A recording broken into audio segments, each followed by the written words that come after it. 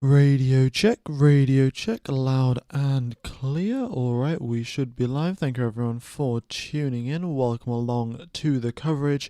Here we have free practice 2 starting in 30 minutes time here in Imola. Lots of action to look forward to, and yeah, we've had free practice 1, fairly uneventful free practice 1 apart from the final 2 minutes, of course, where Gabriel Bortoletto did crash into the barriers at the final corner.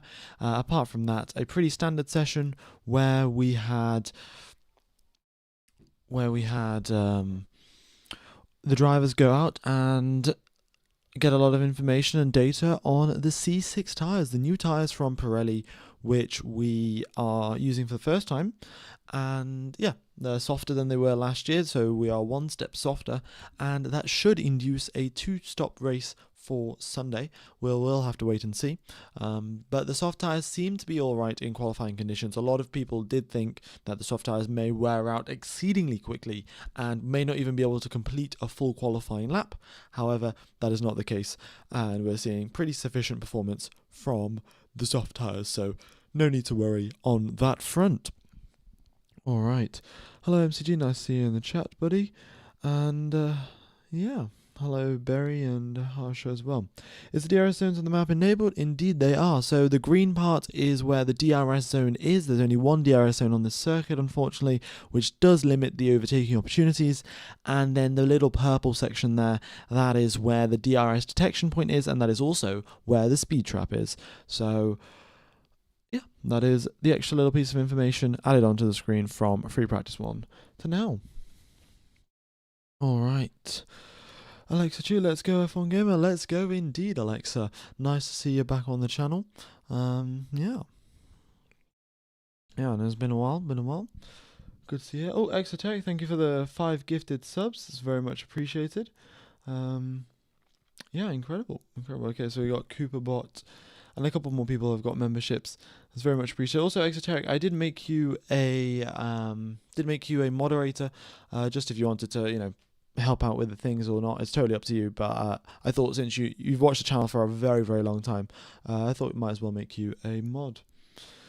Imola only has one DRS zone. Indeed, it does. The straight between turn number 15 and turn number 17 isn't long enough to have DRS, and because of that, there isn't really any other zone where they could put DRS. Maybe between 4 and 5, you could use DRS, but it's still pretty minor, and the teams would, well, the FIA doesn't think it's safe to have DRS in those areas, so that's why we're stuck with just one DRS zone. All right. When is free practice 2 starting? Up on the screen, it's 26 minutes away. That is when we get underway. Damn, it's almost 11 p.m. here in the Philippines. We've got to stay up because Carlos got 4th position. Yeah, I mean, Carlos is not even 4th. He got 3rd position in free practice 1. He was doing really, really well. The Williams team, without any upgrades, are still up in 3rd position, which is incredible. And yeah, just a sort of a recap of which teams have brought upgrades, which teams haven't. Everyone has brought upgrades apart from Williams and Kick Sauber. Those are the 2 teams that haven't. Also, Fernando Alonso is not getting the upgrades that Lance Stroll has. Lance Stroll gets priority instead of Fernando Alonso. And looking at the stats this season, Stroll has scored more points than Alonso. Alonso scored 0 points. Stroll is on 14. So, fair enough, I guess. Okay, has the pace overall changed with the upgrades? Well, we'll wait and see. Once we get into qualifying, we'll see which teams have made a step forward, which teams have gone backwards slightly. But it's yeah, we'll have to wait and see. Well, thanks. No idea how to be a mod. I'll look into it to help on the weekends when I'm not listening at work. Oh yeah, absolutely no worries. I mean, just the only thing that you kind of just have to do as a mod is if there are someone spamming the same message 10 times in a row, then you just click on their name and you can delay them, you can ban them from the chat or block them for 5 minutes. Yeah. What is the blue in sector 1, 2 and 3? There's only blue in sector 1 and sector 3, and the blue is the drivers coming in or out of the pit lane. So the blue sector, as you can see, everyone's got a blue final in Sector 3 because they all drove into the pit lane. And then as you can see, Sonoda has got a blue in Sector 1 as well. And that essentially just means that he came out of the pits, did the rest of his lap, and then came right in again as well. Alright. Is Bortoletto's car good, or is he going to have to miss a session? No, Bortoletto's car, not significant damage on Bortoletto's car, so he'll just, the mechanics will do the repair work. It won't be too major. They'll just replace the front wing, they'll repair the front suspension, and they should be good to go. F1 Gamer, what is your prediction for Colapinto? Ooh, that is a tough one, but I would probably have to say that Colapinto is going to get knocked out in Q1. Like, not that I don't think Colapinto is a good driver, I just think in the sort of time frame that he's been given, it is very, very difficult to, deliver exceptional performances, and he's going to need an exceptional performance to get out of Q1 because the field is so tight and the lap times are so close together that fractions of seconds can make huge differences. And yeah, when you've only done, let's say, I mean, he must have done only 10 laps. Actually, you can see, 15 laps that he did in practice. And yeah, if you've only done 15 laps of Imola as your practice in a Formula 1 car, you're most likely not going to be doing all that quickly. Yeah, I mean, I definitely hope Colapinto does well. I just think the first weekend in, I suspect his things aren't going to be going his way. All right. The running speed trap is a good upgrade. Yeah, thank you.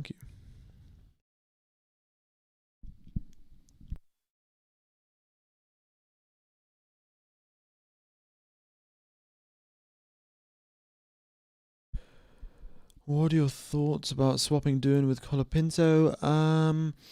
I just don't think that it was the right choice, really. Doohan didn't have the best of starts to his season or starts to his career, but it's also, his rookie season. You're not expected to be all that quick. So who knows?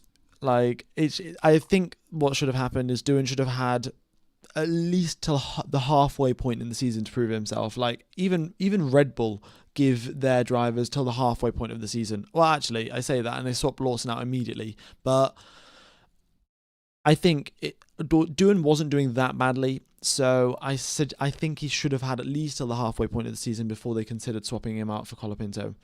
But yeah, it is the way of Flavio Briatore.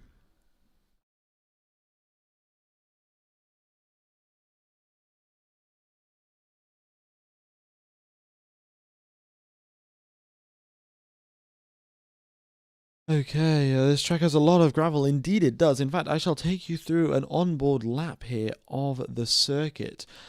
So here we go. We are coming out towards the final corner, and this is my replay driving, me driving on my Xbox. Got on the throttle a little bit too early, into the barriers I went. Very similar to Colapinto. I lost it on the exit, Colapinto lost it on the entry, but regardless. Oh no, not Colapinto, sorry, Bortoletto. Yeah. Okay, so let's go through a proper lap. We go here towards Ravazza. These are the final two corners are called Ravazza. We've got, in fact, corner names for every single corner here in Imola, which is very nice. I much prefer the corner names rather than saying, oh, turn number 5, turn number 6. So, you're heading down the main straight with DRS open, approaching 320 k's per hour. Then you hit on the brakes at the 70 meter mark. This is the Tamburello chicane, and you're flat through the second and third part of the chicane anyway, so it's not too big of a concern for the drivers.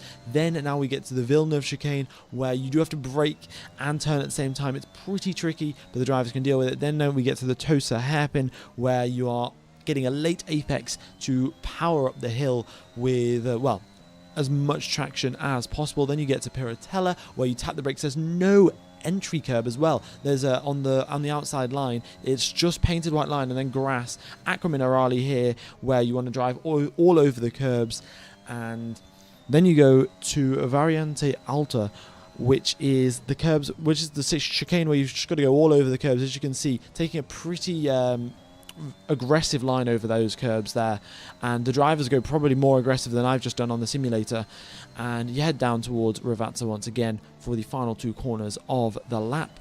And you just want to get onto the power very smoothly here and don't want to be touching the gravel. One good thing that the FIA have done here is that with the track limits, they are monitoring track limits, of course, but the other thing is that they have put white lines.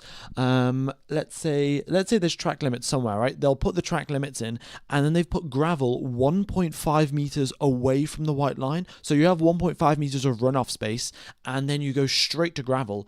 And the thing is, Formula One cars are 2 meters wide, and them being 2 meters wide means that the drivers physically can't exceed track limits without driving over the gravel. And if they drive over the gravel, they lose time anyway.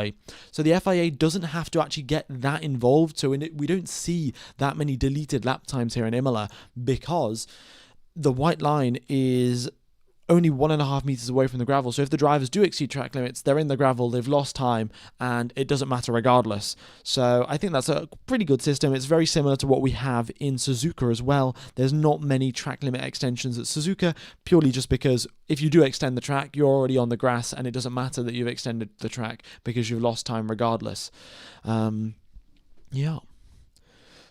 Alright, F1 Gamer, how's it going with finals? Well, my finals are over, so I'm pretty happy with that. Yeah. Alright, folks, we're 8 subscribers away from 157k, so if you guys haven't hit the subscribe button, be sure to do so. It'd be fantastic if you could subscribe.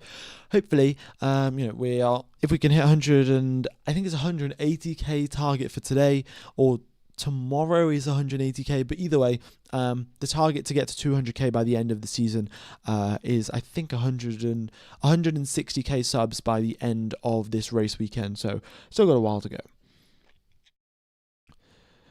Okay. Hey F1 fans, where do you normally watch the race? Well, the best place to watch the race, apart from, of course, F1 TV, if you want to watch it for a lower price than normal, what you do, get Surfshark VPN. There's a link in the description, there's a link in the chat, which I'm about to just post into the comments, into the chat. And essentially, you get Surfshark VPN, you join an Austrian VPN server, you download it, you put it onto your phone or your laptop or whatever, you join an Austrian VPN server, and then you go onto Google, you search ORF, that's O for Oscar, R for race, and F for Ferrari, and then you make an account, log in, and you can watch Formula One for $2 a month. It is well, yeah, it's essentially free in Austria, and all you're doing is getting a VPN over to Austria to watch the Formula One. The commentary is in German, so of course, if you are a German, if you're German and you're watching this from Germany, then that'll be perfect for you. You'll understand the commentary. If you don't understand the commentary, if you don't understand German, then you can just mute the commentary and you can listen to my commentary instead. But you can still watch all of the coverage. So yeah, if you guys are interested, then go ahead and check that out. Apart from that, not too much else. We are 16 minutes away from the start of free practice 1, and yeah. I don't know if I'm going to use Surfshark or do you use any other VPN? No, I use Surfshark VPN. Because I'm sponsored by them, I do get given it. So yeah, I do use it. Okay. F1 Gamer, doesn't Max Verstappen have a clause in his contract where he can leave if the car is bad? I think he does. But it's essentially, I'm not sure exactly what the terms are of the contract, and I don't think anyone really is sure.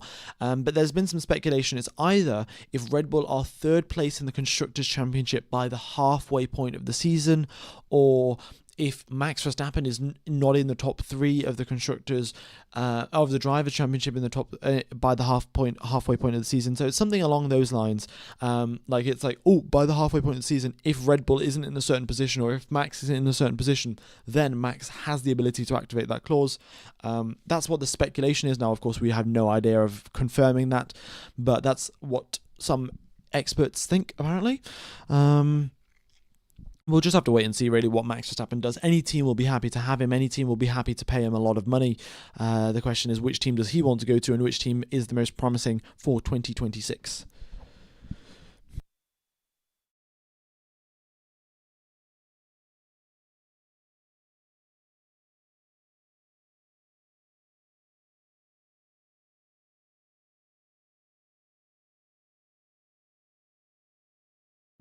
Yeah, the purple dot on the track layout, that is the DRS detection point, and that's also where the speed trap is. So yeah, that's just used for the race, but I've just put it on there just in case. Also, folks, I do have a question. If I was to say on the sort of just in the background of all of my commentary, if there was some little like very sort of, I don't know, quiet background music, would you guys prefer that? Would you not prefer that? Just because, well, sometimes it's only me talking, I don't have a co-commentator or anything like that, and if I stop talking for whatever, just get a drink of water to think about what I'm talking next, then it just goes a little bit silent. So I don't know, if you guys do prefer that, if you guys wouldn't prefer that, do let me know in the chat, and we'll get something figured out for the future streams. Because we've got no music, silence is gold. Okay, fair enough. I mean, yeah, we've got maybe it wouldn't be music, maybe it would be like background V10 noises. That might be slightly cooler. But yeah, do let me know what you think. And we'll get something sorted. If it's fine, if it's fine, then yeah. All right. Engine sounds a bit if you play Smooth Operator, I mean, I'd love to play Smooth Operator, except I know for a fact I'll play it and then YouTube will immediately copyright me. So it's no fun, really. I think it's slightly better on Twitch, where you can, as long as you say which music you're playing, you're allowed to play it. But yeah, on YouTube, you play Smooth Operator and you're getting taken down immediately.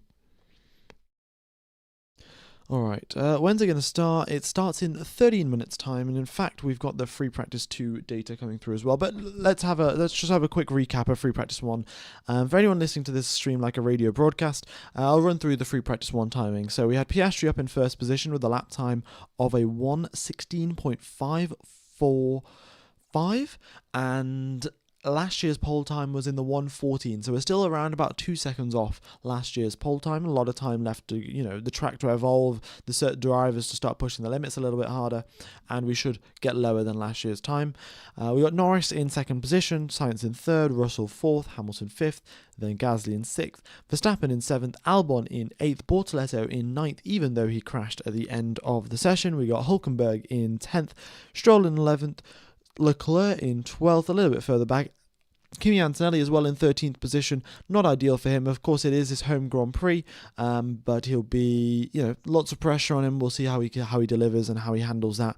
Alonso in 14th place. We got Lawson in 15th, Tsunoda in 16th, Colapinto 17th, Behrman in 18th, and Hadjar in 19th, and Ocon in 20th. Okay. Why did Leclerc only finish in P12? He was having some issues with his helmet, having some just issues with the car, I think, as well. Yeah, nothing too extraordinary. I think Leclerc will have his pace picked up by the time we get to Free Practice 2. Should not be too much of a concern. Please no music, because to read the radio messages. Fair enough.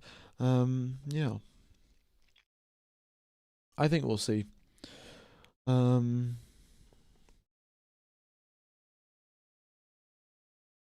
right. I mean, I think it's a pretty big split, sort of, with no music, so maybe background music, and maybe sort of V10 noises in the background or something. But I think if everyone's sort of not decided on something, I think it's best to just keep it the way it is. C6 compounds, your take? I think the C6 is a fantastic idea. They're just going to spice up the racing a little bit more, give us a little bit more action compared to last year out in Imola. Because, we do call Imola sort of a Monaco 2.0, and, slightly ironic considering we're going to be going to Monaco next weekend anyway.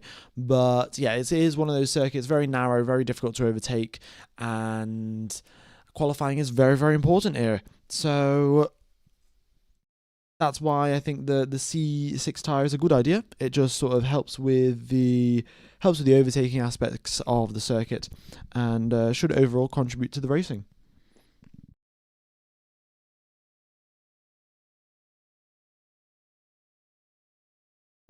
F1 Gamer, you could pre-record a little blurb about Surfshark or F1 TV Pro and play that when you're taking a drink, and we'll never know. It's actually a good idea. Yeah, I could. Well, I think you wouldn't know if I was taking a drink or not, but it would be the same thing again and again, which might work. But actually, yeah, that's a good idea. I might. I shall consider that. It really wouldn't be too much effort for me to just record a little by Surfshark VPN kind of thing. So, yeah, thanks for the suggestion. I will have a think. All right. F1 Gamer, what's your major? It is engineering. Oh, we are one subscriber away from 157k. So if you guys, if one of you, well, the 1,800 of you watching, want to be my 157,000 subscriber, then in fact you've just done it. You've subscribed. All right. Victor Rothschild, it's good to be back. Was getting depressed. Much love to everyone. Yeah, I mean, I was a little bit bored as well. Like, what do I do with my life now? Now there's no Formula One. What do I do on the weekends? Like, do I talk to my friends? Like, no, of course not. I read more Formula One news, of course. Yeah. How are my exams? My exams were pretty good. Thanks, folks, for asking. Last year's poll time was a 1:14, so we've still got a lot of time left to go till we get to the 1 minute 14s. And also last time we had the C5 tires, not the C6s. So this time we've got even softer tires, which should help and contribute to reducing the lap times even further. Of course, track temperatures are slightly higher than what we saw last year, but I think it'll be manageable and things will balance themselves out, and we should still get down to the 1:14s. The purple splodge at turn 16, that is the DRS detection point.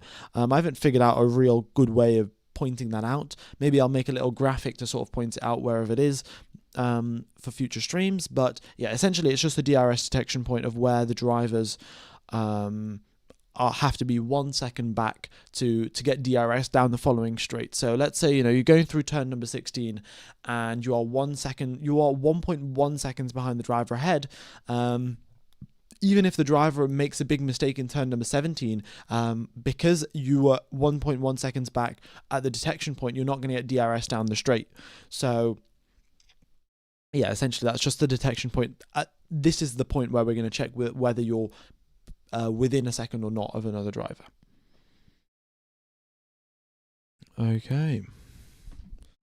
Just one DRS zone, indeed so. Imola is just one of those circuits. Imola, I think, Monaco and Japan. Imola, Monaco, Japan are the only circuits off the top of my head I can remember have just one DRS zone. If there are any other circuits, let me know, but I think it's just those three on the calendar with one. And as we saw in Japan, overtaking was pretty difficult. As we know in Monaco, overtaking is very difficult. And as I suspect what's going to happen in Imola is we're going to find out that overtaking is very difficult. Which does mean, though, if Verstappen can stick it on pole position, if he can somehow drag some incredible pace out of that Red Bull, then we could be in for a fantastic battle between Max Verstappen and the McLarens. We know that it's difficult to overtake, but we know the McLarens are faster, which means that we're going to get, a lot of laps of defensive maneuvers from Max Verstappen, very similar to what we had in Miami. Miami is a circuit where you can overtake. You got huge DRS zones, and even then, Max Verstappen put out an astonishing fight to stay up in the lead of that race.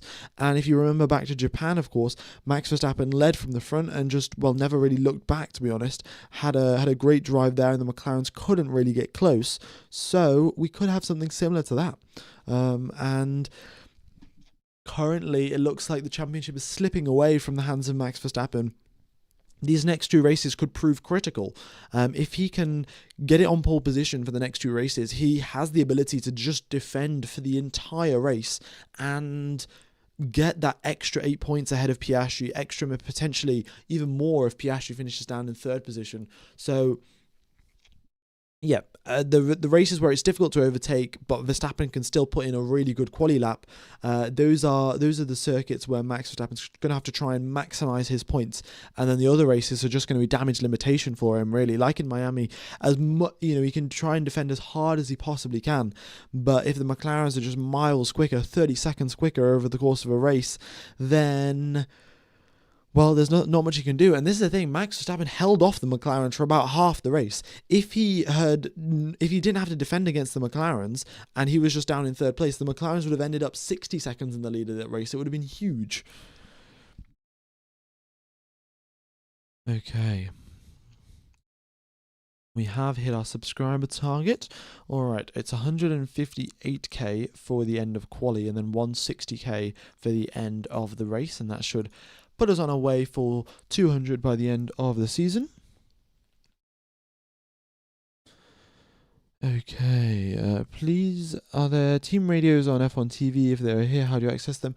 I do have F1 TV, and that is sort of how I access the team radios. But yeah, essentially that's how it is.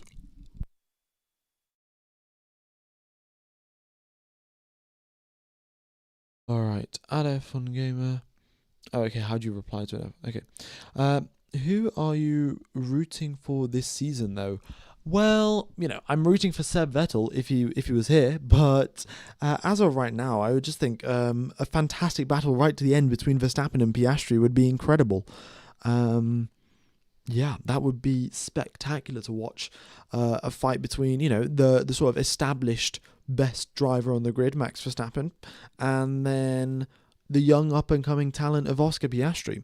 It would be a great battle. And these two drivers don't yield to each other. They go all the way. They drive right to the limit. And, they drive safely. They drive with respect to each other. But it is very, very hard racing from both of them. And it's spectacular to watch.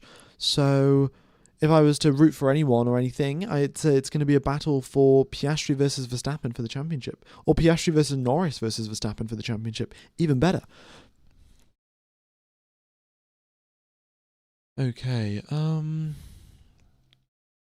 yeah, not long now till we get underway. 2 minutes and 50 seconds left on the clock before the drivers make their way out for FP2.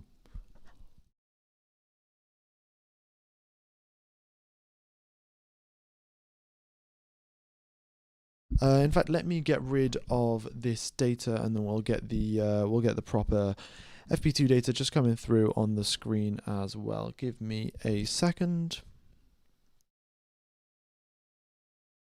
There we go, there's the FP2 data, and I'll just get rid of the FP1 data. Fantastic. Okie dokes.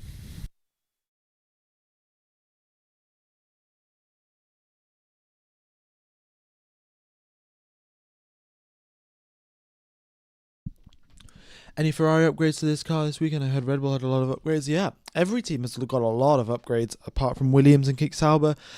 So this is the thing, a lot of teams have brought upgrades. The question is now, how much better are your upgrades compared to other teams' upgrades? Because let's say everyone brought upgrades and everyone became 0.2 of a second quicker, then we would even notice the difference. We'd just be like, oh, nobody's upgrades really seem to work, and everyone just stayed the same performance. No one got quicker, no one got slower. However, let's say the Ferrari upgrades only give them 1/10 of a second or something, and then the Merc upgrades give them 0.3 of a second, then we'll be able to see that difference. And I think because we've just got a huge flurry of upgrade packages this weekend, I suspect that's what we're going to be looking out for. Which teams are moving up, which teams are moving down, whose upgrade packages are working the best, and who's not so much.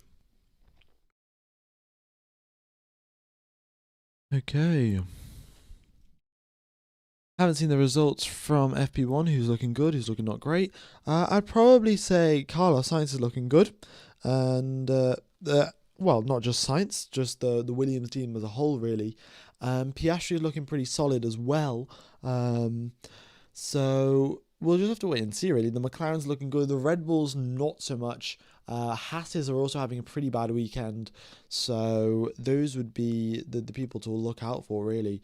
The other thing to take into account, last weekend out in Miami, I think we had 4 DNFs of Ferrari-powered cars, and at least 2 of them were mechanical DNFs, so I'm not sure exactly what's happening there, but the Ferrari power unit, of course, is it's pretty reliable. All of the power units right now are pretty reliable. But we did reach the 6th race of the season in Miami, and that meant that the teams have allocations of 3 engines per season, I think it is, or 3 or 4 engines per season. But they were reaching towards the end of their allocation, and then they started having issues. Like they're reaching the end of their lifespan, and the issues started arising. So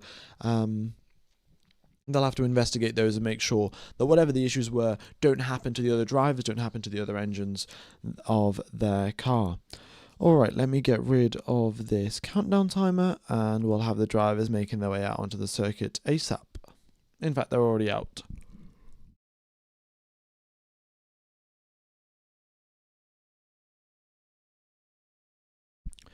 Can you expect Mick with Cadillac next year? I don't think so. I mean, I don't know. I don't think so, though. Cadillac will probably be looking for an American driver. We'll wait and see what happens with them. But yeah, we've got the rest of the drivers now making their way out onto the circuit. The Ferraris as well coming out onto the track. Of course, the Ferrari fans absolutely over the moon here. They are really enjoying this. Of course, it is their home race. It's, well, technically sort of their second home race. Monza, I think, is closer to home for the Ferrari team. But nonetheless, a home race in Italy is fantastic for all the fans. And of course, Kimi Antonelli as well. In fact, Kimi Antonelli's school, his classmates have it's been arranged for his classmates to come to Imola, see everything that he's doing, come to the circuit, watch the cars. And I think that's quite incredible. You know, as a school trip, imagine, you know, as a normal school trips, you know, you go to some park or wherever, like a zoo or something, and you look at whatever, but a school trip to a Formula One race, that is unheard of, really. Pretty exceptional. I mean, same thing for Antonelli, a pretty exceptional guy. He's only 18 years of age, and he is competing toe to toe with the 20 best drivers in the world. The purple coloured dot, that is the DRS detection point. It's not particularly relevant right now, given that we're in practice, but when it comes to race day, DRS detection point, very, very key. Okay. Oh yeah, folks, what do you think about the Formula One movie? This new trailer, I think that, yeah, there was a new trailer that came out. I don't know, I think it'll be pretty interesting. I think it's going to be similar to sort of Drive to Survive. It's not going to be the most accurate thing in the world, but I think it'll be good for the sport. It'll be quite fun to watch regardless. Sure, you know, as a die-hard Formula One fan, you may be like, oh, this isn't very accurate, they've just made some stuff up. But I still think it would be pretty fun to watch. Yeah. Alright. Ferrari actually owns the Mugello circuit. Oh, okay, yeah. Ferrari owns Mugello, and they also own Fiorano, right? Yeah, because they do all their preseason testing sort of stuff before the actual preseason testing. They do their shakedown days at Fiorano, I'm pretty sure. The last trailer was good. The new one was a bit cringe. Lone Wolf. I don't know. I haven't seen the Lone Wolf thing, but yeah. All right. In fact, we've got how many people have we got tuned into the live stream here? Let's have a look. Oh wow, 4,000 people tuned in. All right, I shall take you through a lap of the circuit. We've got team radios coming through really, really quickly. Most of the team radios essentially just telling the drivers to get out of the way. As you can see, every single car out on the track apart from George Russell, and yeah, so here we go into the lap, and yeah, just a reminder: if you're not careful, you get on the power too early and you into the barriers. So yeah, Bortoletto will be very, very aware of that after making a mistake at the final corner. But we've got all the drivers out now, and they're on medium tyres here. This will be approximately the same time where the race will be taking place, I think, which means that the teams will want to be doing race runs just to get a feel of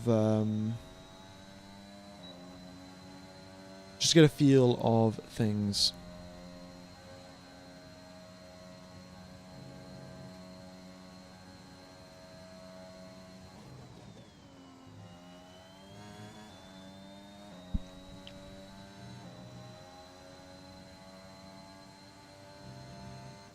Okay.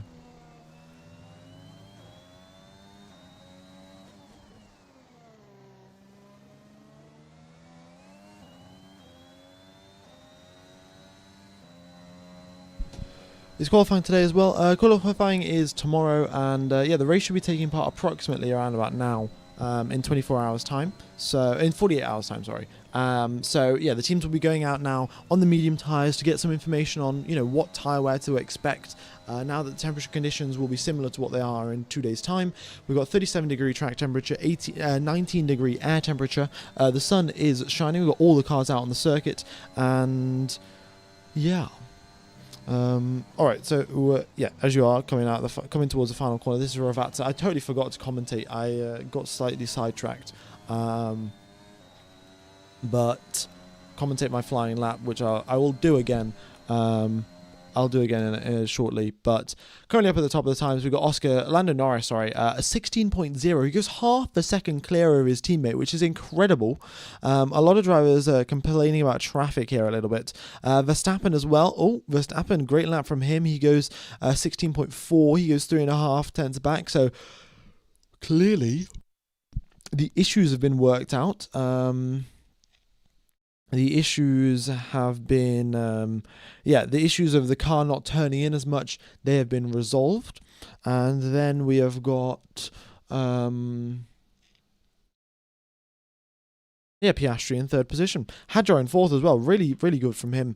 And Albon in fifth position. Great. Alef on Imola, where are the DRS zones? Is there only one down the main straight? There is only one down the main straight, indeed. That is correct. They swapped Franz for Max. Oh yeah, that's what happened. That's the issues that they were having, and they swapped out Franz Hermann for Max Verstappen. Bosh, job done. But as you can see, Verstappen is quickest in the first sector, Norris quickest in the second and third sectors, Piastri second quickest in the second sector, and yeah, it's looking pretty good for the McLarens, as we already kind of expect, to be honest. Yeah, Alonso's out on the soft. I don't know why he's out on the softs, really, just getting a feel for things. But Alonso hasn't got the upgrades here. So, folks, if you do see a big gap between Stroll and Alonso, that is because Alonso has not been given the upgrade package that Stroll has, and it's a huge upgrade package. Like, I must say, enormous. Every single major part of the car has been upgraded, and essentially, at least for this weekend, potentially even for Monaco, Alonso might not have the full upgrade package. So it's going to be a tough triple header, really. We've got a triple header, in fact. Yeah, I forgot to mention that earlier. But this will be the second session of the triple header. We'll have, firstly, the Grand Prix here in Imola. Then we'll have the Grand Prix in Monaco, and then we'll have the Grand Prix in Spain. 3 races, 3 weekends, which is fantastic. Why did Alonso not get it? Well, I think that's fairly self-explanatory, isn't it?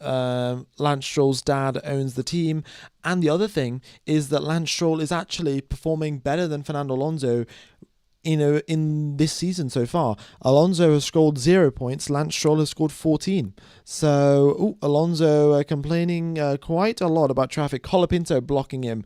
Colapinto, of course, this is his first time back in Formula 1 after a little break.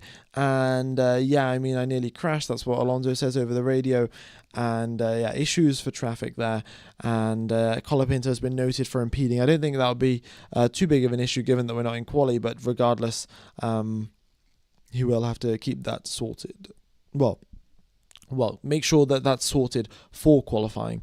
Piastri comes across the line, and that is second place for him. He is 87 milliseconds back from his teammate. So really not that far back, and the gap between the McLarens, as expected, is always as close as ever, within a tenth of a second, let's say. Albon, purple in the middle, purple in the first sector, are really good there from Alex Albon. And yeah, but yeah, so the upgrades for Alonso, he hasn't been given them because he's scored less points. I think Aston Martin sort of have a rule, and a lot of teams do have this sort of rule. It's just whichever driver is currently higher in the constructors, they're the driver that get the upgrades. If a situation arises where you have only one upgrade package ready, then the driver that is higher up in the upgrade in the drivers' championship will get the upgrade, and it's very similar to a driver 1 and driver 2. Most of the time, if you do have a number 1 driver and number 2 driver, the number 1 driver is ahead in the championship, so the rule sort of still applies there as well. Okay, we've got a Williams 1-2. We have returned back to the 1980s, 1990s dominance of the Williams, and I think we should stop the count, really. I think we should stop the count, but it is a smooth operation from the smooth operator up in first position. Alex Albon in second place. I mean, is it qualifying or is it practice? Because the Williams are putting in some mega laps. Okay, we've got a replay here from Lewis Hamilton, and he's getting quite a bit of oversteer, in fact, as he comes out of Variante Alta, touches the gravel, and yeah, a tough one there for Hamilton. The car not really settled as he gets onto the power, and it's sort of darting about, and Norris comes across the line. He goes 40 milliseconds ahead of Sainz. Not a huge margin, to be honest, and we get Tsunoda across the line. He goes up into 9th. He's only 3 milliseconds back from Verstappen.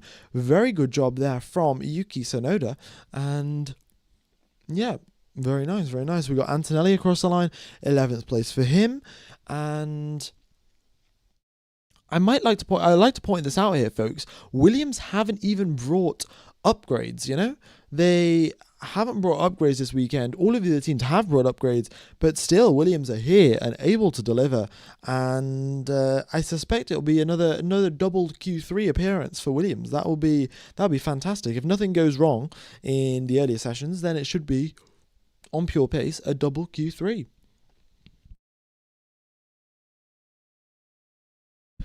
All right. Yeah, we're 48. We've got 48 minutes left of the session, 12 minutes into it, and we've currently got Lando Norris first, Carlos Sainz second, and Alex Albon in third position. We've got 6,000 people tuning into the live stream. Thank you everyone for tuning in. Hope you guys are enjoying the coverage, and I'll be commentating the Free Practice 3 session later tomorrow, and I will also be doing the quali session as always, and the race as well. So yeah, if you guys are interested, make sure to subscribe, be sure to tune in, look forward to commentating to all of you folks in the coming days and weeks for our triple. I'm going to have a quick sip of water. I'll be back in just a second, ladies and gents.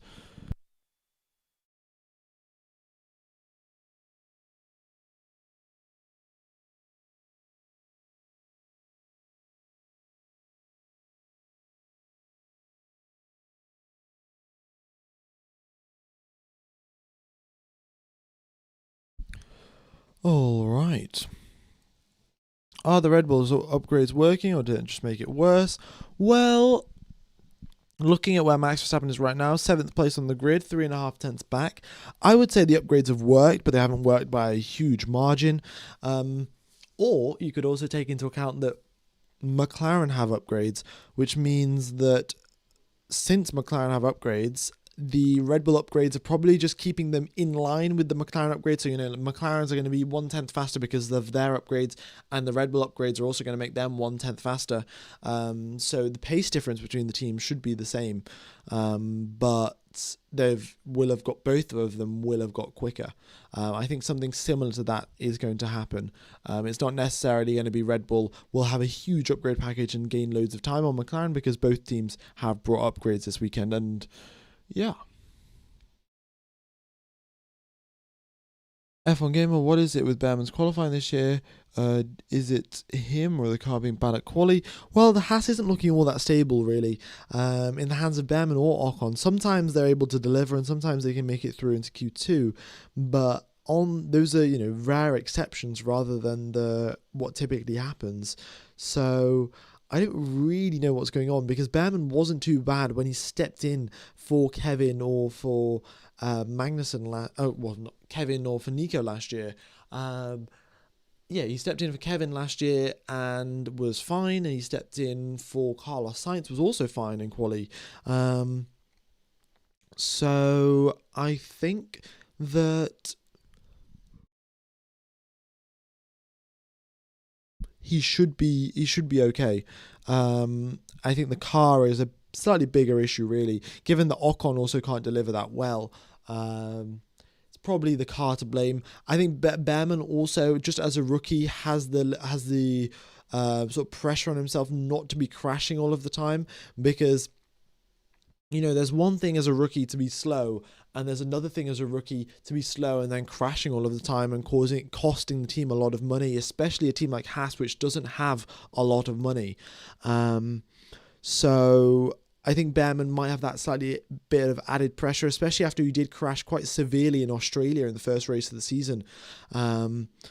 So yeah, I think Behrman will have to sort of work through that, and then his qualifying pace will return to similar levels of what we saw in F2.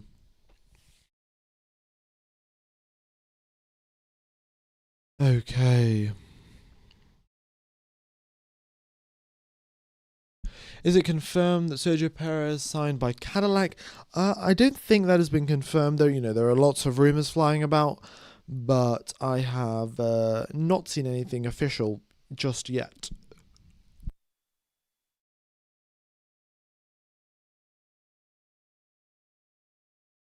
Is Newey going to make Lawrence Lance drop Lance? I don't think that's going to happen, really.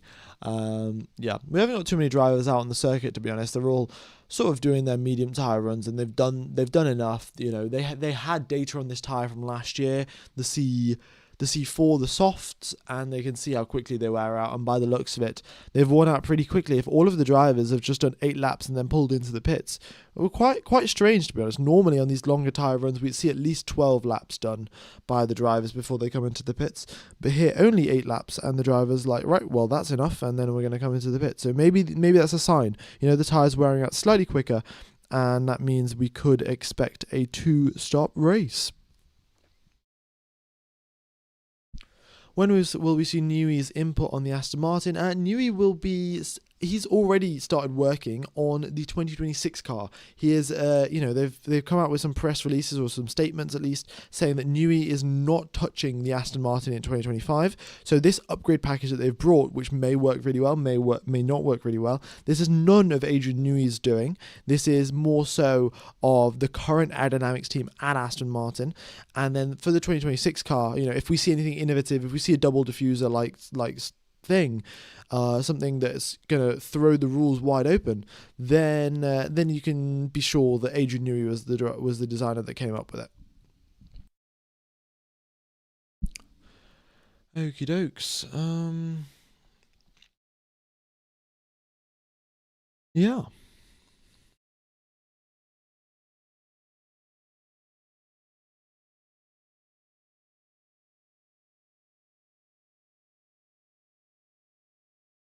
All right, we've just got Russell and Tsunoda out on the track. They're out on soft tyres as well. So Russell's out on soft. Tsunoda's continuing on with his medium run. He's completed 8 laps or so, and maybe we'll see him dive into the pits soon enough. But George Russell out on the softs now. Let's wait and see what he can do. He's going to start a flying lap. In fact, we'll just sort of go on board with George Russell. He makes his way down towards the Tamburello chicane, brakes at the 70-metre mark, right up to the apex on all 3 apexes, and really good line there through the first chicane for George Russell. Now towards the Villeneuve chicane, braking in a straight line before he gets off the brakes and stabs at the steering wheel, rotates the car very nicely there, now heads up towards Tosa and late on the apex, and is very early on the power. Up the hill he goes now towards Piratella, where there is no entry curb. He just taps the brakes, flicks the car in, hope it sticks, and now towards Aqua Minerale, where he's got to be braking and sterning at the same time. He does so with fantastic precision all over the curbs, but not exceeding track limits for George Russell. Now towards Variante Alta, braking on those Italian flag curbs onto gets so close to the gravel, but still stays within track limits, maximising the track to the T is George Russell. And now he heads towards Rivazza for the final 2 90-degree corners, left for the first one and left for the second one as well. In 4th gear onto the power, stays within track limits. Great lap here so far by George Russell on the soft tyres across the line, quarter of a second quicker than Lando Norris, a 1:15.693. Fantastic from George Russell. And the C6s are holding up pretty well by the looks of it.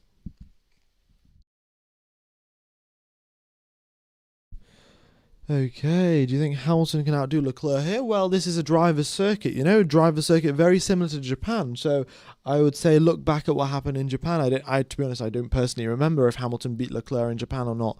But Hamilton is struggling really in the high-speed corners to Leclerc. If you look at the telemetry,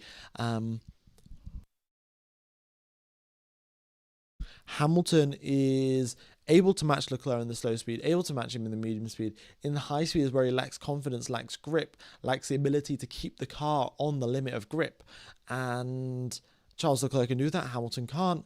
And if we're going just strictly talking about high-speed corners here, in Imola, we've got the Tamburello chicane, the first 1, 2, 3, or technically 2, 3, 4. Then we have also got Piratella turn 9, turn 11 and 12, fairly high speed. And, well, turn 11 is definitely high speed, 12 not so much. But, yeah, there are a few high-speed corners on this circuit, typical of any circuit, really. And I think that's where Hamilton's going to struggle, so we'll have to wait and see, really. I think that Leclerc's got a better record of beating Hamilton. So if I had to bet on someone, I would probably bet on Charles Leclerc. What's up with the purple dot next to T16? That purple dot is where the DRS detection point is, and that is also where the speed trap is. So, yeah, just a little extra piece of information. At F1 Gamer, yeah, I mean, I appreciate if you don't spam, I will answer your question, but there are, as you know, there are a lot of chat messages that go by, so what do you think Red Bull needs to do to improve more? Red Bull just needs to, I don't know, design a faster car, really. No, the thing is, the car isn't particularly stable, and the other thing, it's got a very small sort of window to have the car in. So if you imagine sort of there is this perfect setup, and let's say you're 5% off the perfect setup, then the Red Bull car is going to be 20% slower. I'm just making up these numbers, but to sort of illustrate what happens, let's say the McLaren has a perfect setup. If you're 5% off the perfect setup, the McLaren is only going to be, say, 3% slower, 5% slower. But the Red Bull, if you're 5% off the perfect setup, then you're going to be 10% slower, 15% slower. And that's the sort of issue that they need to fix, the sensitivity of the car to minor setup changes, to minor gusts in wind, to minor changes in temperature. All of these things contributed to not being as consistent, and consistency is one thing that you most certainly need if you are going to win a world championship. Williams is doing great. Indeed it is. Third and fourth position for the Williams team. We've got Max Verstappen out on the grid. All of the other drivers, in fact, are coming out on the softs as well. So we'll be getting an awful lot of soft tyre runs coming very, very soon. They've already done their long runs, and I say they're quote-unquote long runs because they are 8 or 9 laps long, really.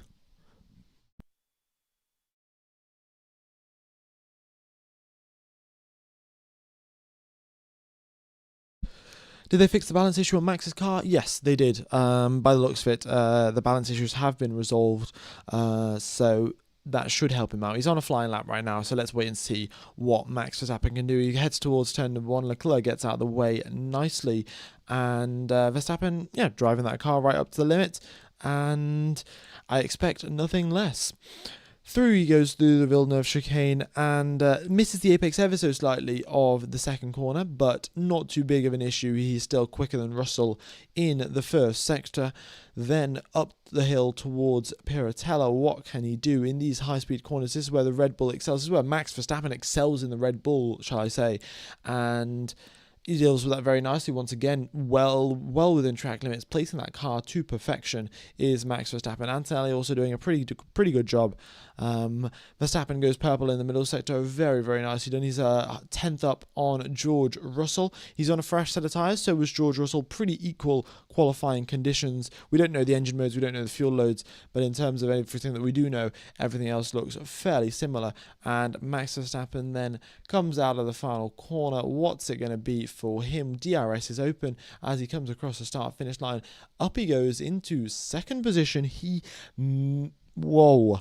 Yeah, he was partially up on Russell's time, but then lost a tenth in the final sector and ended up half a tenth back overall.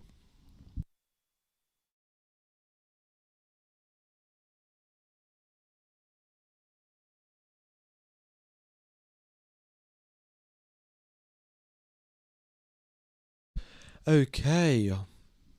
Oh, great lap there from Oliver Behrman. The Hasses were struggling in FP1, but that's a fantastic lap. Fifth position there for Ollie Behrman. Great. Lawson goes up into ninth.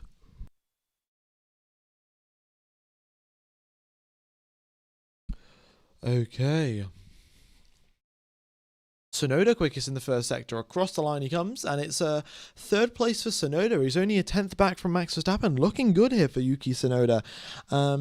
Previous couple of weekends he has had a slower but more stable setup than Max Verstappen, and maybe he's got a little bit more used to the car, having a car, and now the Red Bull mechanics are slightly more confident with him, giving him a slightly quicker car, slightly more unstable, and seeing how he performs.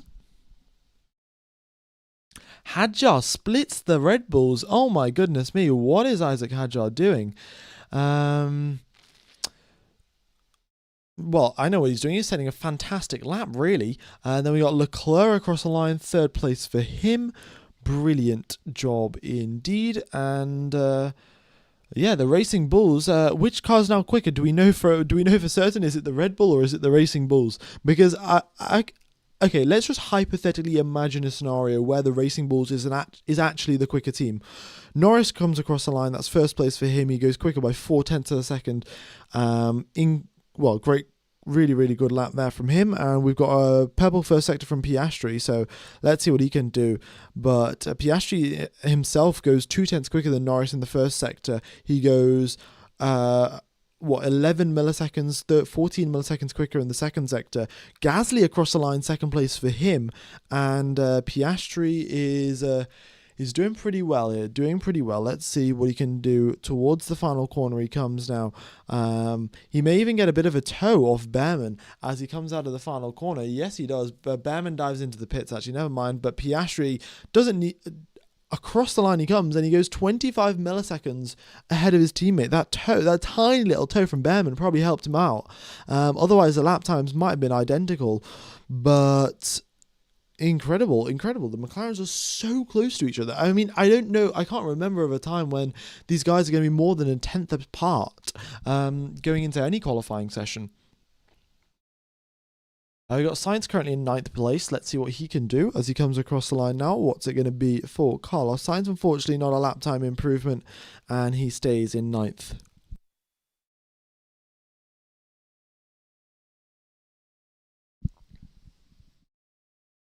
Yeah, Gasly, indeed. Yeah, Pierre Gasly.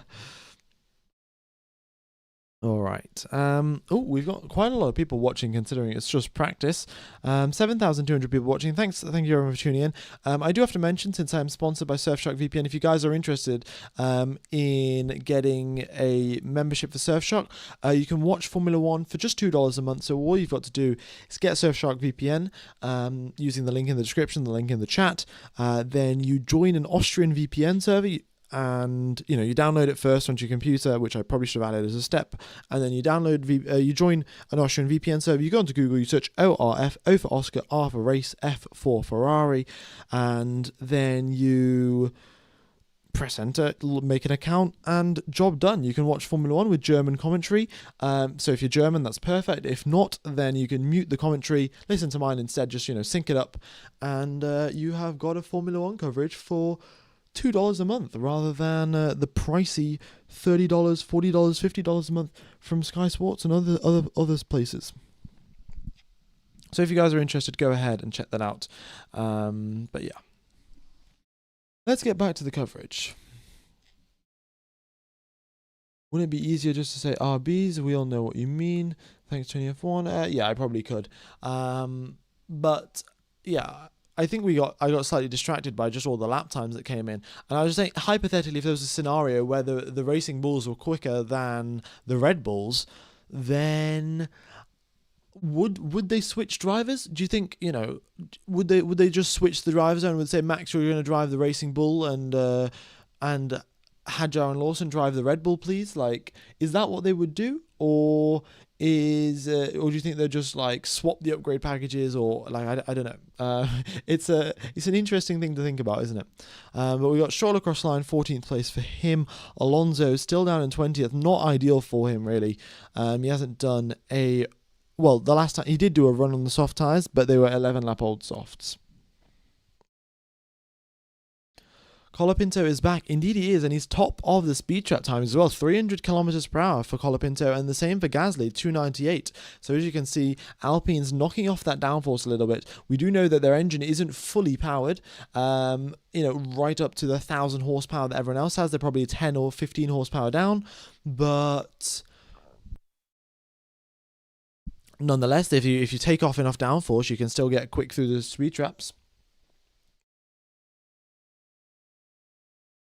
All right. That's impossible. They'll never build a better car with a lesser investment, specs and personnel.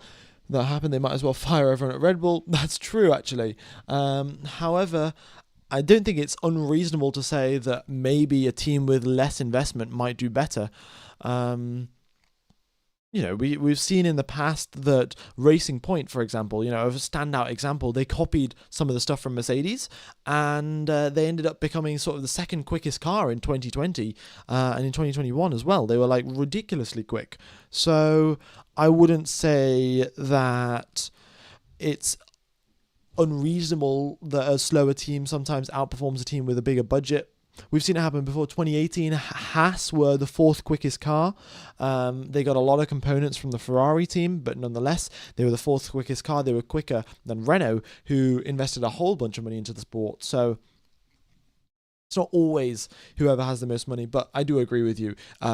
If there was a scenario where the Racing Bulls were quicker than Red Bull, then there'd be some serious questions asked at the Red Bull team. FP3 tomorrow? I would be commentating FP3 tomorrow. It's weird hearing British English after a whole era of hearing American English. Well, I don't know which one's better, British English or American English.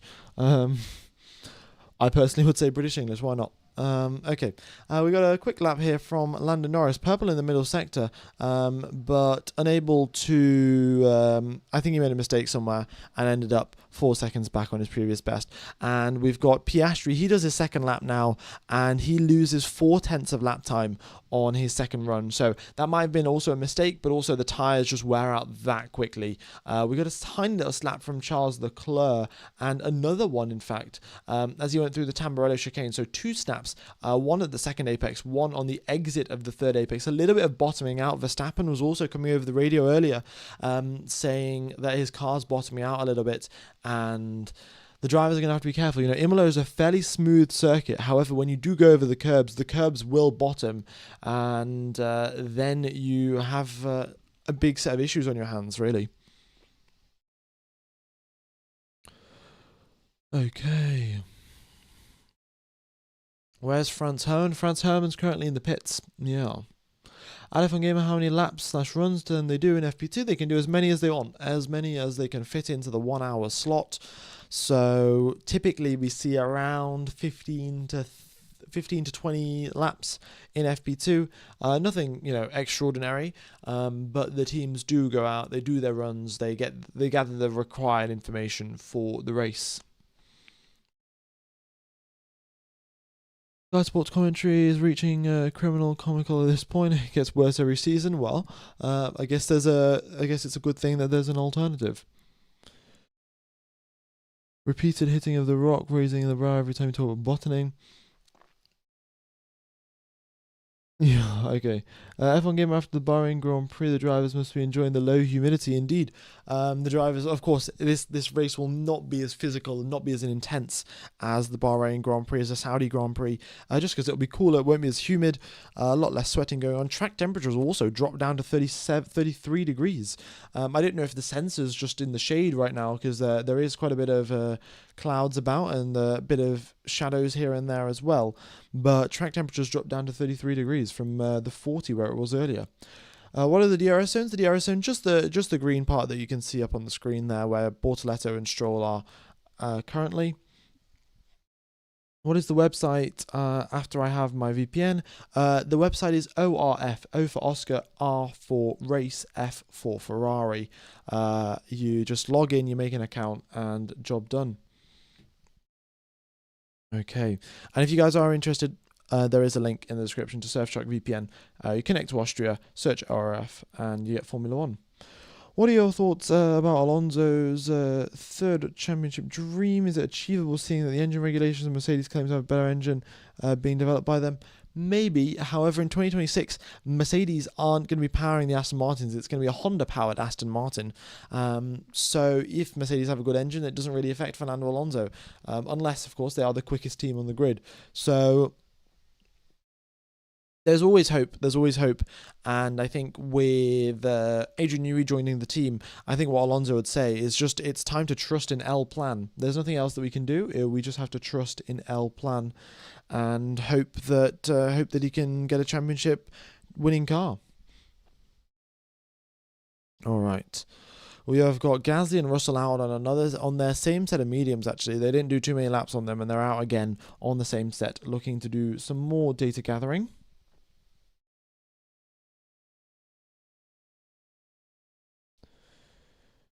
All right. I shall have a quick sip of water.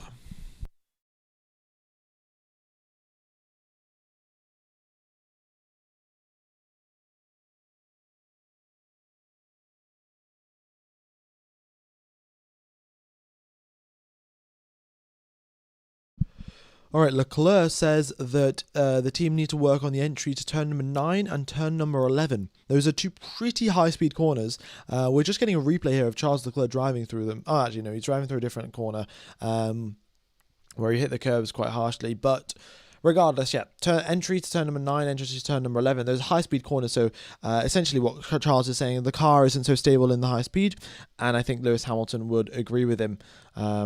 The Ferrari hasn't really been the best in high-speed conditions as of late.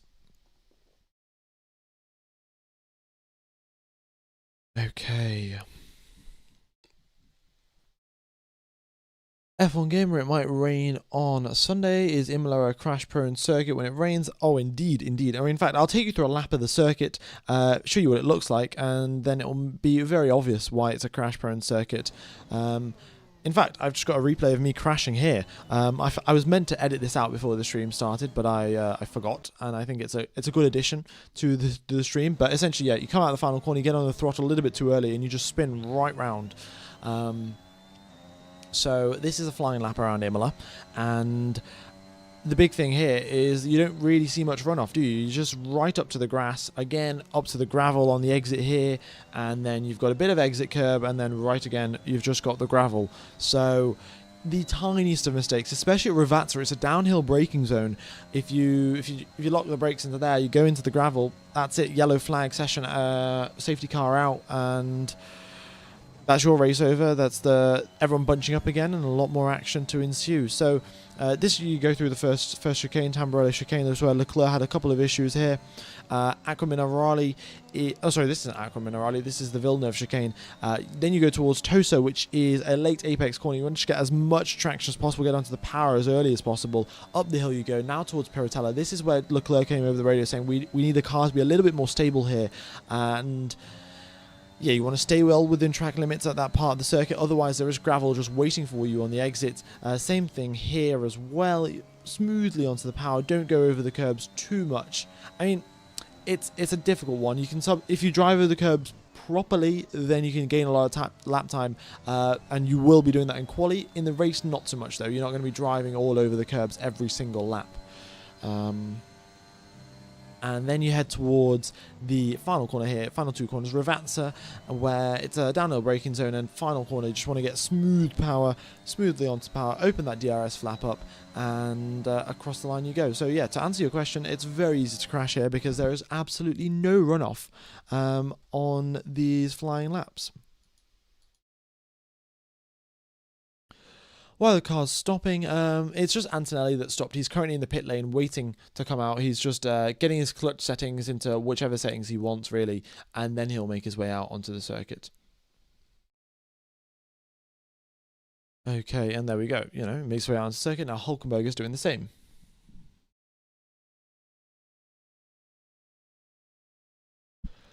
Love the way you say grass, buddy. Interesting. I don't know. Sure. I don't know how I say grass. I thought I just said it normally. Amazing coverage you do for us. I really appreciate the efforts at F1 Gamer. Thank you very much. Just for the meme is appreciated, buddy. All right, we got 20 minutes left to go. Yeah, thank you everyone for tuning in. Turn on is kind of weird. Yeah, it's a kind of interesting corner really, because you didn't slow down that much, and then turn 2 and 3, you just want to go flat through them as well. So it's an odd one, not the biggest of braking zones really. Typically a turn 1 is a fairly big braking zone. You shift down say to 3rd gear or anything, but here you can probably take turn 1 in 5th. Alright, Max is going fairly slowly. I mean, he's on a set of medium tyres, so nothing too much to worry about there. We've got a huge radio message here. Now, who's this to? This is to Colapinto, I think. Is this? No. Is this to Colapinto? I don't know. But regardless, huge radio message. Interesting. Oh no, it's to Hadjar. Okay. At F1 Gaming, can you do MotoGP 2? Unfortunately, there's a lot of MotoGP and F1 races that collide, which is the first issue. And the second issue is I don't know anything about MotoGP. And if I did MotoGP, I would genuinely have no free weekends of my, like every weekend would be a streaming weekend, which I would say is probably a little bit too much. I do enjoy commentary, but I also would kind of like take a break on weekends sometimes. And WEC, however, there's only around 8 races of WEC a year, and WEC is a possibility. But of course, WEC somehow always manages to do their calendar on the same weekend as Formula 1 races as well, which is not ideal. And F1 Gamer, did the Oscar Leclerc meme die already? Well, I don't exactly remember which meme you're talking about, so I guess it's already dead. Do you think Imola will last for more years on F1, or do you think it'll leave the calendar? I think it should stay for a bit longer, really. I mean, I acknowledge the fact that overtaking is pretty difficult here. We've also got the longest pit lane on the calendar at Imola, so it's the drivers spend the most time in the pits, and that means that the teams ideally want to do a 2-stop race, not a 1-stop. So the teams ideally want to do a 1-stop race, not a 2-stop, because if you're doing a 2-stop, you spend more time in the pit lane, and you're just driving through the longest pit lane on the Formula 1 calendar twice, which is not optimal for your race strategy. So yeah, if they could sort of resolve those issues, if they could somehow make the pit lane shorter for Imola, or if they could add a DRS zone somewhere, then that would really help. But it would be a shame for Imola to go. There have been some epic battles here in the past, and what's not to say that we get some epic battles here. Recently we had some pretty good battles. I think 2021, 2020 as well. I think was pretty good for Imola. So yeah. Is the Tifosi out in full force? Indeed, they are. Indeed, I mean it's a race in Italy. The Tifosi are obviously going to be out in full force. Spa is Imola's too iconic. I mean, yeah, that is true. However, Spa has been removed from the calendar, even though no Formula One fan in their right mind would say, "Oh yeah, let's put Spa on an alternating every 2-year basis." Nobody ever thought that was a good idea, but it has been done. So we don't really know what's going to happen. Yeah.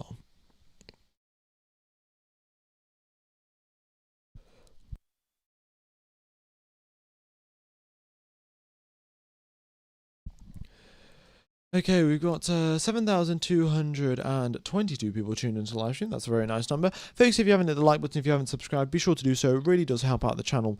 And I look forward to seeing you guys for Free Practice 3 and for qualifying as well. It'll be nice and interesting to see how qualifying turns out on this circuit. Some people do call this a Monaco 2.0. Quali is super duper important, so I would recommend, even if you guys don't normally tune into qualifying, tomorrow's quali might be one to watch.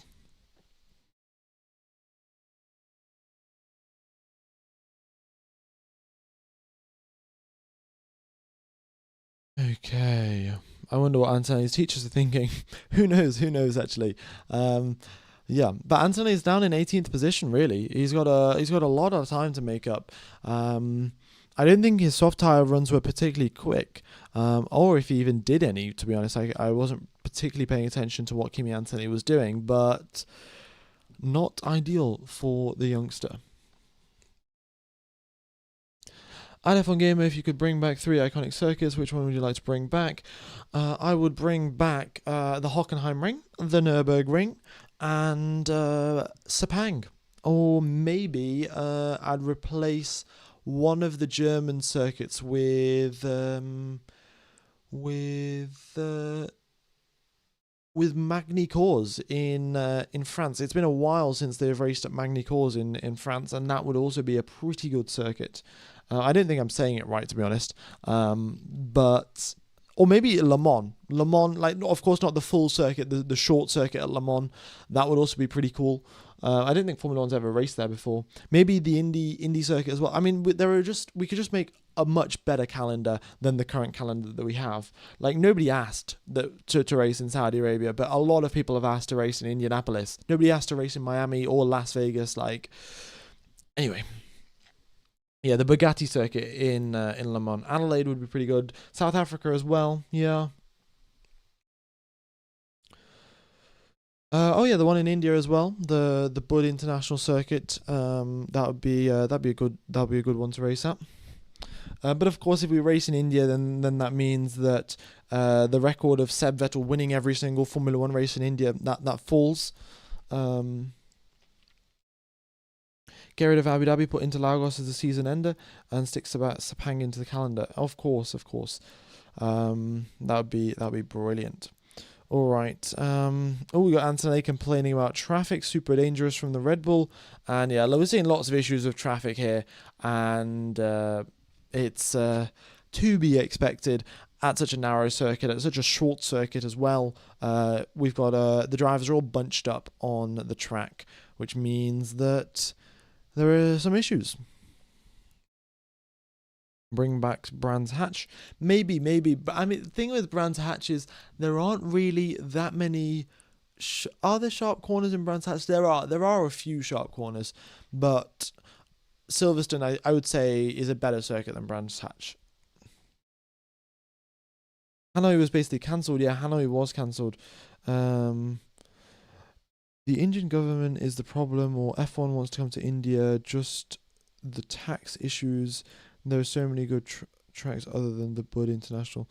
I don't know. Istanbul, yeah, would also be very good. We could just make a list of tracks, of classic tracks which the fans actually want to see. But we shall wait, and we'll wait and see. All right, we've got 12 minutes and 30 seconds left on the clock here, ladies and gents.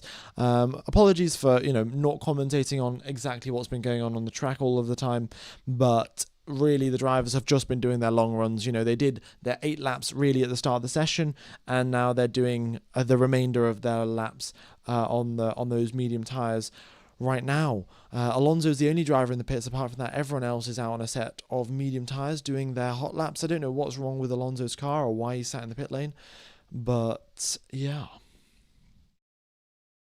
was Paul Ricard that bad? I mean, Paul Ricard wasn't so bad. It's just that there was just so much runoff, which makes it I don't know how to sort of describe it really, but it essentially just sort of takes not the skill out of it, but there's, for the drivers personally, it's like, oh, if I make a mistake, there's not a huge penalty waiting for me, which is part of the aspect. If you spin and you crash, then that's the race over. Whereas in Paul Ricard, it is extremely difficult to spin and crash. It can be done, just ask Charles Leclerc, but yeah, it sort of takes the pressure and the I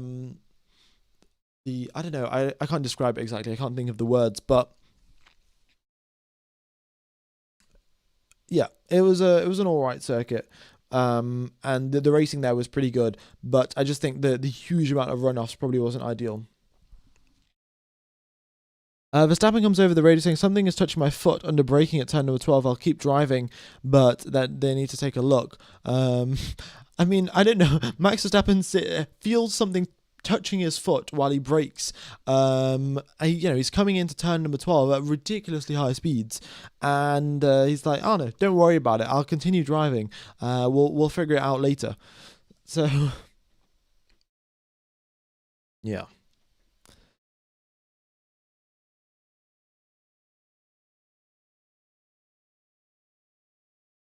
Okie dokes. You get a list of the track times they're doing right now on the long stint. You can see there on the last lap counter, the first column after the driver's name. You can see the most recent laps that they're doing, and you can see that most drivers. Well, you can see Piastri is in the 120, Norris in the 119. I wouldn't read too much into this big difference between Norris and Piastri. It normally just means the two drivers are on two different fuel loads. Norris is simulating his second stint in the race being on the medium tyres. Piastri is simulating his first stint on the race being on the medium tyres. So they've got slightly different fuel loads there. So not too much to read into. But yeah, Gasly in the 121, same for Russell, Verstappen, Leclerc in the 120s, Hadjar in the 19s, Tsunoda in the 20s, and yeah, everyone else alternating between the 20s and the 21s. I would bring the old Tamburello corner back with the walls right next to it. The cars are used to running street circuits at 300k per hour. Yeah, maybe. I mean, Tamburello, though, is a very high-speed corner to be doing with barriers, with walls right there. But you could make the argument that the final corners before the big long straight in Baku, so like turn, I think it's 16, 17, 18 in Baku, where the drivers are shifting up through like 6th, 7th gear while going through the final 3 high-speed corners, is very similar to sort of Tamburello. In fact, Tamburello is slower. So maybe put the walls back in, but I don't know. I think it's fine as it is right now. Really, there's gravel, and you'll get penalised regardless. Yes, if there's a wall, you crash, and there's a big old incident. But if there's gravel, you're still losing heaps of time. The drivers absolutely do not want to be doing it, and they still get punished if they do make a big mistake because they get stuck in the gravel and beached. Okay.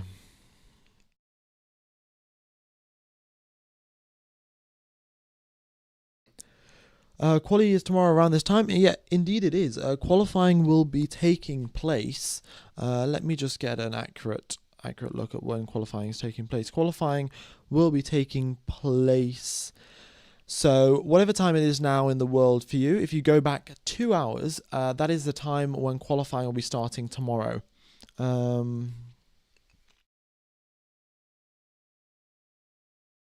We've got Verstappen complaining over the radio saying, "What is this guy doing using DRS? I don't know who." Hadjar.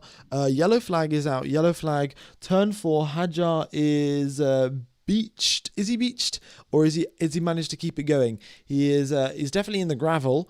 His car seems to be fine. And he is looking to make his way out without beaching the car, driving very, very slowly, being very, very careful.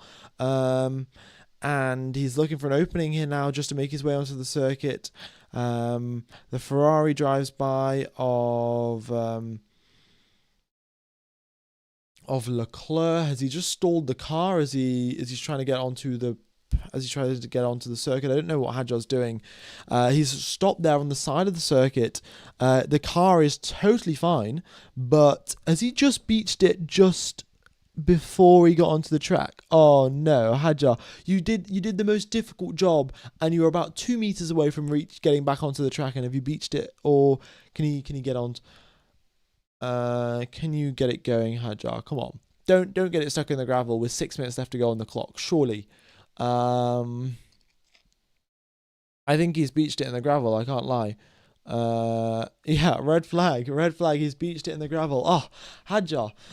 Essentially, in fact, I can show you exactly where he crashed. Really, on my onboard. I'll just fast forward a little bit. All right. So here you are coming through turn number 1, 2, and then 3. So Bortoletto has just crashed here, just on the right-hand side. But he managed to keep it out of the... not Bortoletto, sorry. I don't know. Why do I keep mixing up these drivers' names? But anyway, Hadjar crashed. He went up to the barriers, but didn't actually hit the barriers. Managed to keep it under control. And then what happened was that... And then he drove ever so slowly. He did hit the barrier, sorry, but he hit it side on, no major impact to his car. And then he crawled back onto the circuit, and he basically stopped, waiting for a gap in the cars to go out into, you know, sort of some clean space, and then tried to get onto the power and spun the wheels, beached the car, and then got stuck. So Hadjar just stuck here, essentially where this car, the Red Bull, is sort of just pointing off into that gravel. He hit the barriers side on, but no damage to the car. Very, very lucky, because if it was the rear impact, the rear wing would have been gone. Potential gearbox damage. For front impact, front wing would have been gone. Front suspension would have been gone. But he hit it side on, and he got very, very lucky with that one. But just managed to beach it into the gravel right at the end. All right. Unfortunate. Beaching a car is essentially where you get it stuck because your tires aren't touching the ground. So, because what he had done was he was in the gravel trap, and his rear tires, in Formula 1 cars, the cars are rear wheel drive. They're not front wheel drive or all wheel drive or anything like that. They're rear wheel drive. So when you press the accelerator, the rear wheels spin. And why am I saying Bortoletto Lawson? I'm talking about Hadjar here. But yeah, Hadjar, essentially what he had done was he was so close to rejoining the track, but then because the Formula 1 cars have so much power, so much torque, he let go of the clutch, and the rear wheels just spun around in circles, moving all of the gravel away from him, and then he just sort of sank into the ground like quicksand, and then he's stuck.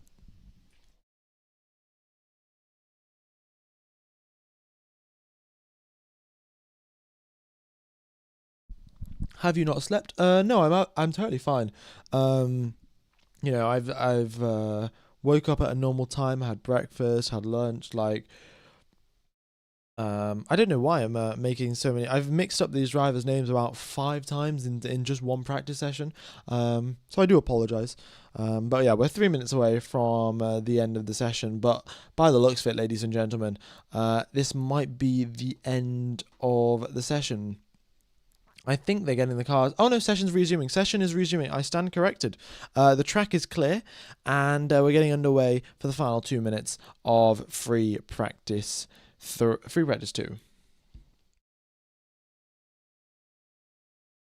How can the two Alpines have the two best top speeds? The Alpines just have a lower downforce setup, really. That's all it is.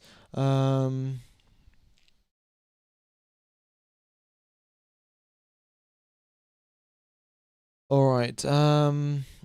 Yeah, Max Verstappen. They haven't tightened a nut and bolt on his car properly. I don't know if it's in his cockpit or if it's in his seat somewhere. But Max Verstappen having a nut and bolt flying around his cockpit, which is not ideal. The purple splodge by turn 16. That's the DRS detection point. The drivers will be going out. The session hasn't resumed technically. The DRS and the session and the green flag is happening now. There we go. Green light. Pit lane is open, and Charles Leclerc makes his way. Albon's the first driver out onto the circuit. At F1 Gamer, can they use DRS in FP1 and quali? Yes, they can. They can use DRS in all of the free practice sessions, and in qualifying as well. Of course, you're only allowed to use it in the race when you're within 1 second of the driver ahead. All right. Will we get any more laps? Yeah, we probably no hot laps or anything. I mean, the drivers are coming out on soft tires, but they're just coming out on soft tires to gather some clutch data. With 2 minutes left on the clock, they're just going to drive around, do 1 lap, and then do a launch off the starting grid. So nothing too exciting, really. Yeah. Also, folks, I do have I've made a design for In fact, let me show you. Let me get rid of the DRS overlay, and I'll just show you. I've made a design for a t-shirt here for George Russell. I'm going to be making designs for all of the drivers and everything. But as of right now, I've just made a design for George Russell, and I've made one for Max Verstappen as well. But this is potentially going in the back of a white t-shirt. If you were here for Free Practice 1, it's just the same one. But if you guys weren't watching Free Practice 1, do let me know what you think of this design. I'm thinking of sort of just putting it onto the back of a t-shirt, back of a white t-shirt really, and then selling it for a reasonably low price, really. I know that a lot of Formula One merch is ridiculously expensive. I think this nice T-pose for George Russell is pretty cool. So yeah, do let me know. I mean, I'm not an arts major, I'm an engineering major. So I'm not going to be making the best designs in the world, but let me know what you think. And I'll be making like smooth operator merch and like loads of other stuff. But as of right now, the black tee would make it pop. Oh yeah, black t-shirt would also work. Yeah, that's actually a pretty good idea as well. So yeah, I mean, if you guys are interested in sort of helping me with the merch or anything, like if you are guys are graphic designers or anything, then be sure to DM me on Instagram at f1_gamer_5. But as of right now, I'm trying to do it myself. And we'll see how it goes. But that is the end of the session here, ladies and gents. We have got what's it? Yeah, I'll read out the positions and then I think that's the end of the stream really. But we've got Piastri up in first place, Norris in second, Gasly third, Russell fourth, Verstappen fifth, Leclerc in sixth position, Hadjar in seventh, Tsunoda in eighth, Albon in ninth, Sainz in 10th, Hamilton in 11th, Behrman in 12th, Colapinto in 13th, Alonso in 14th, Lawson in 15th, Bortoletto in 16th, Stroll in 17th, Antonelli in 18th, Hulkenberg in 19th, and Ocon in 20th. The quickest drivers through the speed traps are the Alpines. The quickest in the first sector is Piastri, quickest in the second sector Norris, quickest in the third sector is Lando Norris.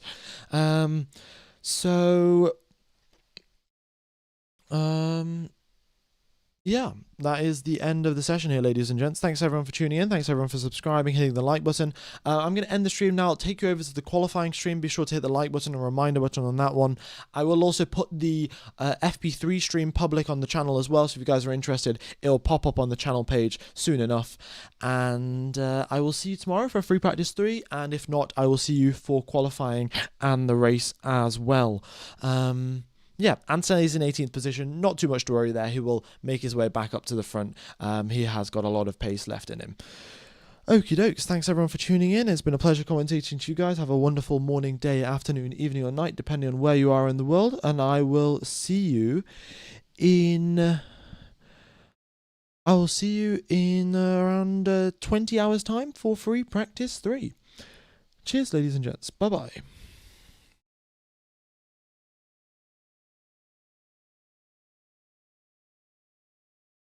Oh yeah, and also just hit the like button and the reminder button on the quali stream. I forgot to mention that.